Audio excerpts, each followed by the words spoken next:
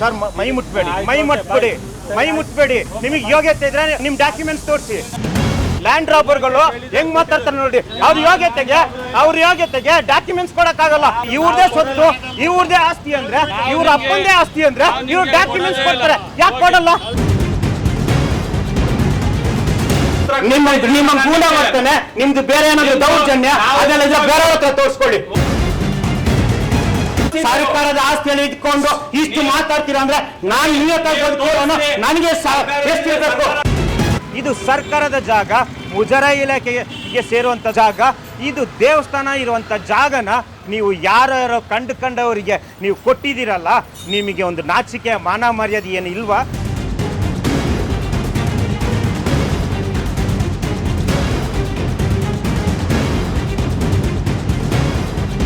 Plan sanction ಇಲ್ಲದೆ ಇಲ್ಲಿಗಲ್ಲ ಆಗಿ ದೇವಸ್ಥಾನದ ಜಾಗನ ಒತ್ತುವರಿ ಮಾಡ್ತಿದ್ರು ಮುಜರಾಯಿ ಡಿಪಾರ್ಟ್ಮೆಂಟು ಕಣ್ಣು ಮುಚ್ಕೊಂಡು ಕೂತಿದೆ. ಸರ್ ಇದು ಪುರಾತನ ಹೇಳ್ತಾರೆ, ಗೋದುರಾಯನ್ ಮಠ ಅಂದ್ಬಿಟ್ಟು. ಇದರಲ್ಲಿ ಅವರು ಪೂಜಾರಿ ಅವರಿದ್ದರು, ಅವ್ರ ಕಡೆಯವ್ರ ಭಾವ ಅಂತ ಹೇಳಿಬಿಟ್ಟು ಅವರು ಏನು ಮಾಡ್ತಾರೆ, ಇದನ್ನು ಅಕ್ವಸೇಷನ್ ಅಕ್ವೈರ್ ಮಾಡಿಕೊಂಡು ರೆಂಟಿಗೆ ಬಿಡ್ತಾರೆ. ಬಿಟ್ಬಿಟ್ಟು ಇಷ್ಟು ವರ್ಷ ಅವ್ರದ್ದೇ ಅಂಡರಲ್ಲಿ ಎಲ್ಲ ರೆಂಟು ಅನುಭವಿಸಿದ್ದಾರೆ.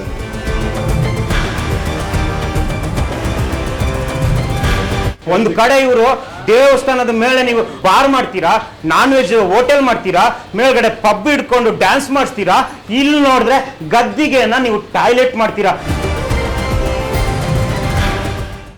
ಎಂಥ ಕಾಲ ಬಂತಪ್ಪ! ರಾಜಧಾನಿ ಬೆಂಗಳೂರಲ್ಲಿ ದೇವಾಲಯವನ್ನೇ ಗುಳುಂ ಮಾಡಿದೆ ರೌಡಿ ಪಟಲಾಂ. ಇದನ್ನ ನೋಡಿಕೊಂಡು ಮುಜರಾಯಿ ಇಲಾಖೆ ಗಡದ್ದಾಗಿ ನಿದ್ದೆ ಮಾಡ್ತಿದೆ.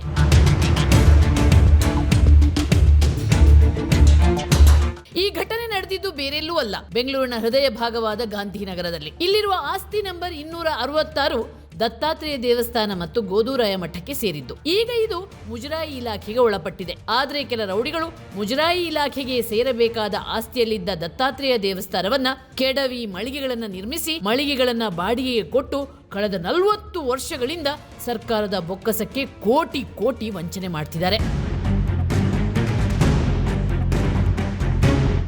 ಮುಜರಾಯಿ ಇಲಾಖೆಯ 150 ಕೋಟಿ ಆಸ್ತಿ ಗುಳುಂ. ಬೆಂಗಳೂರಿನ ಹೃದಯ ಭಾಗ ಮೆಜೆಸ್ಟಿಕ್ ಏನು ಗಾಂಧಿನಗರ ಏನಿದೆ 266 ಪ್ರಾಪರ್ಟಿ ನಂಬರಲ್ಲಿ ಏನು ಭೂಮಾಫಿಯಾದವರು ಬಿಲ್ಡರ್ಗಳು ಸೇರಿಕೊಂಡು ಈ ಸರ್ಕಾರದ ಆಸ್ತಿನ ನುಂಗಿ ನೋಡಿ ಇಂಥ ಕಾಂಪ್ಲೆಕ್ಸ್ಗಳನ್ನ ಕಟ್ಟಿದ್ದಾರೆ. ಈ ಕಾಂಪ್ಲೆಕ್ಸು ಅನಧಿಕೃತವಾಗಿ ಕಟ್ಕೊಂಡು ಸರ್ಕಾರದ ಬೊಕ್ಕಸಕ್ಕೆ ಕೋಟಿ ವಂಚನೆ ಮಾಡ್ತಾ ಇದ್ದಾರೆ. ಆದರೂ ಕೂಡ ನಮ್ಮಲ್ಲಿರುವ ಅಧಿಕಾರಿಗಳಾಗಲಿ, ಇಲ್ಲಿನ ಲೋಕಲ್ MLA ಆಗಿರಲಿ, ಮಿನಿಸ್ಟ್ರುಗಳಾಗಿರಲಿ ಇದಕ್ಕೆ ಯಾವುದಕ್ಕೂ ತಲೆ ಕೆಡಿಸ್ಕೊಳ್ತಾ ಇಲ್ಲ. ಇನ್ನೇನಂದರೆ ಇದರ ಆಸ್ತಿ ಒಟ್ಟು ಮೌಲ್ಯ 100 ಕೋಟಿಯಿಂದ 150 ಕೋಟಿ, ಅದು ಬೆಂಗಳೂರಿನ ಹೃದಯ ಭಾಗದಲ್ಲಿ. ಇವರು ಕೂಡ ಅಂತ ಲಂಚಕ್ಕೆ ಆಸೆ ಬಿದ್ದು 100 ಕೋಟಿ ಬೆಲೆ ಬಾಳುವ ಜಮೀನನ್ನ ಅವರ ಆಸ್ತಿನೇ ಆಗಿದ್ದರೂ ಕೂಡ ಇವರು ಲ್ಯಾಂಡ್ ಗ್ರ್ಯಾಬರ್ಸ್ಗೆ ಒತ್ತುವರಿ ಮಾಡಿ ಮತ್ತು ಇಲ್ಲಿಗಲ್ ಆಗಿ ಏನು ಗೌರ್ಮೆಂಟಿಂದ ಆಗಲಿ ಕಾರ್ಪೊರೇಷನ್ನಿಂದ ಆಗಲಿ ಪ್ಲ್ಯಾನ್ ಸ್ಯಾಂಕ್ಷನ್ ಇಲ್ಲದೆ ಇಲ್ಲಿಗಲ್ ಆಗಿ ದೇವಸ್ಥಾನದ ಜಾಗನ ಒತ್ತುವರಿ ಮಾಡ್ತಿದ್ರು ಮುಜರಾಯಿ ಡಿಪಾರ್ಟ್ಮೆಂಟು ಕಣ್ಣು ಮುಚ್ಕೊಂಡು ಕೂತಿದೆ. ದೇವಸ್ಥಾನ ಇದ್ದ ಜಾಗದಲ್ಲಿ ಪಬ್ಬು ಬಾರ್. ಹಿಂದೂ ದೇವಸ್ಥಾನದ ಮೇಲೇನೆ ಏನೋ ದೇವಸ್ಥಾನ ಇತ್ತು, ಗೋದ್ರಾಯ ಸ್ವಾಮಿ ದೇವಸ್ಥಾನ ಇತ್ತು, ಅದರ ಮೇಲೇನೆ ಬಾರ್ ನಿರ್ಮಾಣ ಆಗಿದೆ. ಬಾರ್ ಮೇಲೆ ನಾನ್ ವೆಜ್ ಕೂಡ ಸಿಗುತ್ತೆ, ಅದ್ರ ಮೇಲೆ ಪಬ್ಬು ಕೂಡ ಇದೆ. ಇದೆಲ್ಲ ನಾನು ಆರೋಪ ಮಾಡಿದ್ದಕ್ಕೆ ಸಾಕ್ಷಿ ನೇರವಾಗಿ ನಾನು ತೋರಿಸ್ತಾ ಹೋಗ್ತೀನಿ, ನೋಡ್ತಾ ಬನ್ನಿ.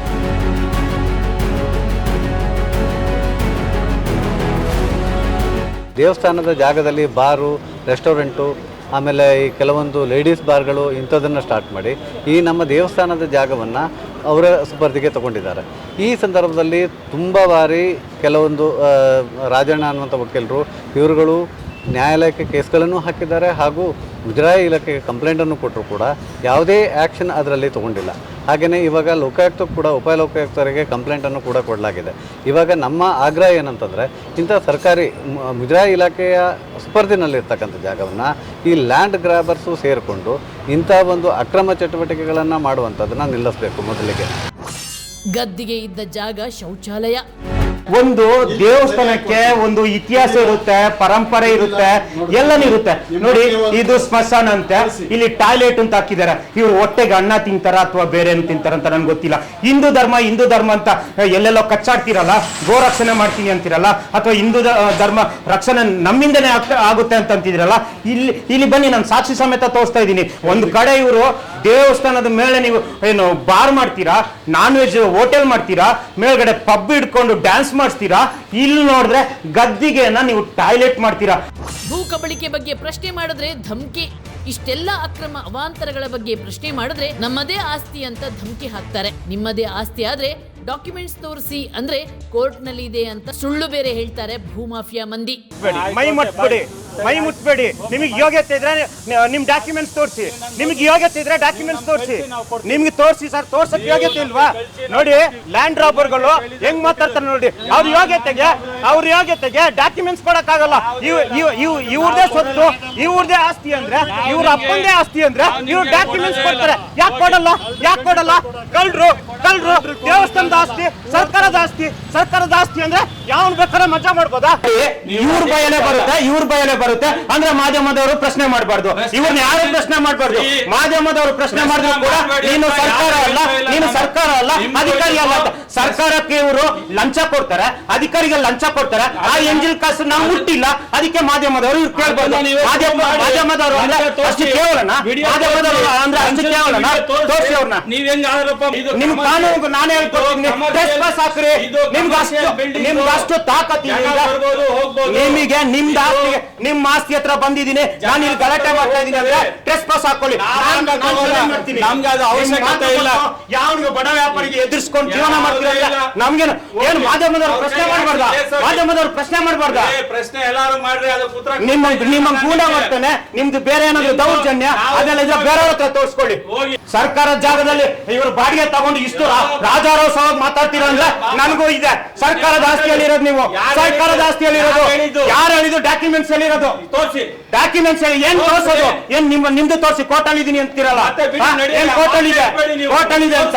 ನಿಮ್ಮ ಆಸ್ತಿ ಏನಂದ್ರೆ ಸರ್ಕಾರದ ಆಸ್ತಿಯಲ್ಲಿ ಇಟ್ಕೊಂಡು ಇಷ್ಟು ಮಾತಾಡ್ತೀರಾ ಅಂದ್ರೆ ನಾನು ನಿಯತ್ತಾಗಿ ಬದುಕಿರೋನು, ನನಗೆ ಎಷ್ಟಿರ್ಬೇಕು? ಮುಜರಾಯಿ ಇಲಾಖೆಯಿಂದ ನೋಟಿಸ್. ನೀವು ರೆಂಟ್ ಮುಜರಾಯಿ ಇಲಾಖೆಗೆ ಕಟ್ಟಬೇಕು ಅಂತ ನೋಟಿಸ್ ಕೊಟ್ಟಿರ್ತಾರೆ. ಆ ನೋಟಿಸ್ಗೂ ಕೂಡ ಕೇರೆ ಇಲ್ಲ.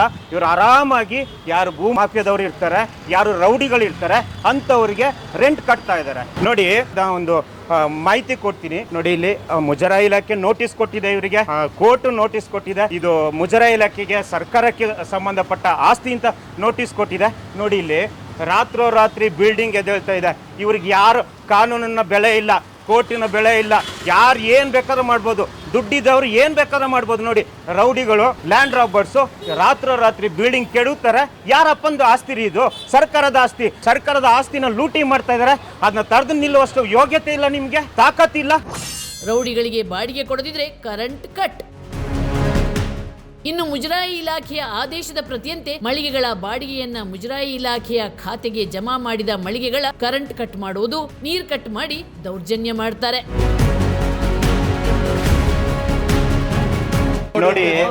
ನೋಡಿ ಪಾಪ ಇವರು ಬಾಡಿಗೆಗಿದ್ದಾರೆ. ಇವ್ರಿಗೆ ಸರಿಯಾಗಿ ಬಾಯಿ ಬಿಟ್ಟು ಹೇಳಕ್ಕಾಗಲ್ಲ. ಯಾಕೆ ಅಂದ್ರೆ ಈ ರೌಡಿಗಳ ಭಯ, ಭೂ ಮಾಫಿಯಾದವ್ರ ಭಯ. ಹಾಗಾಗಿ ಇವರು ಕ್ಯಾಮರಾ ಇಲ್ಲದಾಗ ಮಾತಾಡ್ಬೋದು. ಪಾಪ ನಾಳೆ ದಿನ ಇಲ್ಲೇ ವ್ಯಾಪಾರ ಮಾಡಬೇಕು, ಇವ್ರನ್ನ ನಾವು ಒತ್ತಾಯ ಮಾಡೋಕ್ಕಾಗಲ್ಲ. ಸೊ ಹಂಗಾಗಿ ಏನು ಮಾಡ್ತಾರೆ ಇವರು, ನನ್ಗೆ ಗೊತ್ತಿಲ್ಲ, ಇಲ್ಲ ಯಾರೋ ಮಾತಾಡ್ತಾರೆ ಅಂತ ಹೇಳ್ತಾರೆ. ಪಾಪ ಭಯ, ಅಷ್ಟು ಭಯ ಇಟ್ಬಿಟ್ಟಿದ್ದಾರೆ ಈ ಭೂ ಮಾಫಿಯಾದವರು. ನಾವು ಮಾತಾಡೋತ್ತಿಗೆ ನಿನಗೆ ಯಾಕೆ ಕೊಡಬೇಕು, ನೀನು ಯಾರು, ನಾನು ಅವ್ರ ಮೊಮ್ಮಗ ಇವ್ರ ಮೊಮ್ಮಗ ಅಂತಾರೆ. ನೀನು ಯಾರ ಮೊಮ್ಮಗ ಆದ್ರೂ ಇರಪ್ಪ, ನಮ್ಗೆ ಅದು ಬೇಕಾಗಿಲ್ಲ. ನಮಗೆ ಬೇಕಾಗಿರೋದು ಸರ್ಕಾರ ಜಾಗದಲ್ಲಿ ಯಾರ್ದೋ ಮೊಮ್ಮಗ ಬಂದು ಕೂತಿದೆಯಲ್ಲ, ಯಾಕೆ ಕೂತಿದೆಯಾ ಅಂತ ಮಾತ್ರ ಕೇಳ್ತಿದ್ದೀವಿ.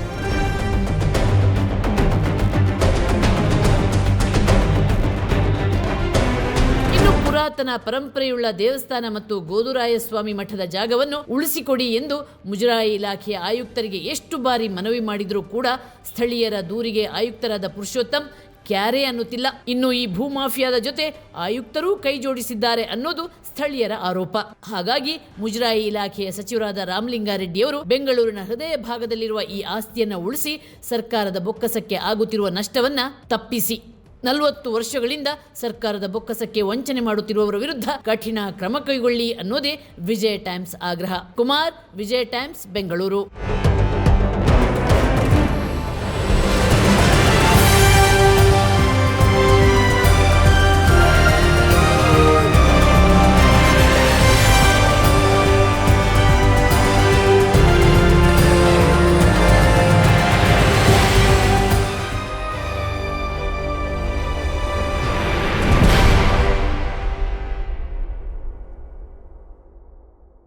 ವಿಜಯ ಟೈಮ್ಸ್ ಬದಲಾವಣೆಯ ಹಾದಿಯಲ್ಲಿ ಹೆಜ್ಜೆ ಇಟ್ಟಿದೆ. ಈ ಹೆಜ್ಜೆಯನ್ನ ಭ್ರಷ್ಟರ ವಿರುದ್ಧ ಹೋರಾಟ ಮಾಡೋಕೆ, ಬಡವರ ದಮನಿತರ ದನಿಯಾಗೋದಕ್ಕೆ ಬಳಸ್ತಾ ಇದ್ದೀವಿ. ಆದ್ರೆ ಈ ಹೋರಾಟದಲ್ಲಿ ಸಾಕಷ್ಟು ಕಲ್ಲು ಮುಳ್ಳುಗಳಿವೆ. ಆ ಕಲ್ಲು ಮುಳ್ಳುಗಳಿಗೆ ಯಾವುದೇ ರೀತಿಯಲ್ಲಿ ಅಂಜದೆ, ದಿಟ್ಟವಾಗಿ, ಯಾರ ಮುಲಾಜಿಗೂ ಒಳಗಾಗದೆ, ಯಾರ ಹಂಗಿಗೂ ಒಳಗಾಗದೆ ನಾವು ಹೋರಾಟ ಮಾಡಲೇಬೇಕು ಅಂತ ಆದ್ರೆ ನಿಮ್ಮ ಸಹಕಾರ ಖಂಡಿತವಾಗ್ಲೂ ಬೇಕು. ಸ್ನೇಹಿತರೆ, ನೈತಿಕವಾಗಿ ನೀವು ನಮಗೆ ಬೆಂಬಲ ಕೊಡ್ತಾನೆ ಇರ್ತೀರಾ, ಅದೇ ರೀತಿ ಆರ್ಥಿಕವಾಗಿ ನೀವು ನಮಗೆ ಸಹಕಾರ ಕೊಟ್ಟಿದ್ದೇ ಆದ್ರೆ ನಾವು ಯಾವುದೇ ರೀತಿಯ ಹಂಗಿಗೆ ಒಳಗಾಗದೆ ದಿಟ್ಟವಾಗಿ ಈ ಬದಲಾವಣೆಯ ಹಾದಿಯಲ್ಲಿ ನಾವು ಮುಂದುವರಿಬಹುದು. ಅದಕ್ಕಾಗಿಯೇ ನೀವು ನಮಗೆ ದಿನಕ್ಕೆ ₹1 ಅಂದ್ರೆ ವರ್ಷಕ್ಕೆ ₹365 ಕೊಟ್ಟು ನಮ್ಮ ವಿಜಯ ಟೈಮ್ಸ್ನ ಚಂದಾದಾರರಾಗಿ. ಆ ಮೂಲಕ ನಮಗೆ ಪ್ರೋತ್ಸಾಹ ಕೊಡಿ, ಶಕ್ತಿ ತುಂಬಿ. ಜೊತೆಗೆ ಯೂಟ್ಯೂಬ್ನಲ್ಲಿ ಸಬ್ಸ್ಕ್ರೈಬ್ ಮಾಡಿ, ಫೇಸ್ಬುಕ್ಕಲ್ಲಿ ನಮ್ಮ ವಿಜಯ ಟೈಮ್ಸ್ ಅನ್ನ ಫಾಲೋ ಮಾಡಿ, ಇನ್ಸ್ಟಾಗ್ರಾಮ್ನಲ್ಲೂ ಕೂಡ ಫಾಲೋ ಮಾಡಿ.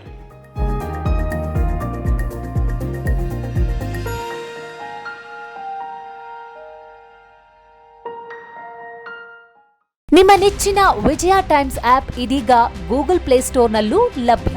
ಗೂಗಲ್ ಪ್ಲೇಸ್ಟೋರಿಗೆ ಹೋಗಿ ವಿಜಯ ಟೈಮ್ಸ್ ಆಪ್ ಅಂತ ಟೈಪ್ ಮಾಡಿ ಫ್ರೀಯಾಗಿ ಡೌನ್ಲೋಡ್ ಮಾಡಿಕೊಳ್ಳಿ. ನಿಮ್ಮ ನೆಚ್ಚಿನ ಎಲ್ಲಾ ಸುದ್ದಿಯನ್ನ ತಪ್ಪದೆ ವೀಕ್ಷಿಸಿ. ವಿಜಯ ಟೈಮ್ಸ್ ವೆಬ್ಸೈಟ್ಗೆ ಲಾಗಿನ್ ಆಗಲು www.vijayatimes.com ಅಂತ ಟೈಪ್ ಮಾಡಿ. ಯೂಟ್ಯೂಬ್ಗೆ ವಿಸಿಟ್ ಮಾಡಲು ವಿಜಯ ಟೈಮ್ಸ್ ಅಂತ ಟೈಪ್ ಮಾಡಿ. ಫೇಸ್ಬುಕ್, ಟ್ವಿಟರ್, ಇನ್ಸ್ಟಾಗ್ರಾಮ್ ಅನ್ನ ವಿಜಯ ಟೈಮ್ಸ್ ಅಂತ ಟೈಪ್ ಮಾಡಿ, ಫಾಲೋ ಮಾಡಿ. ವಿಜಯ ಟೈಮ್ಸ್ ಅನ್ನ ಸಬ್ಸ್ಕ್ರೈಬ್ ಮಾಡಿ, ಲೈಕ್ ಮಾಡಿ, ಶೇರ್ ಮಾಡಿ, ಬೆಲ್ ಬಟನ್ ಅನ್ನ ಒತ್ತಿ.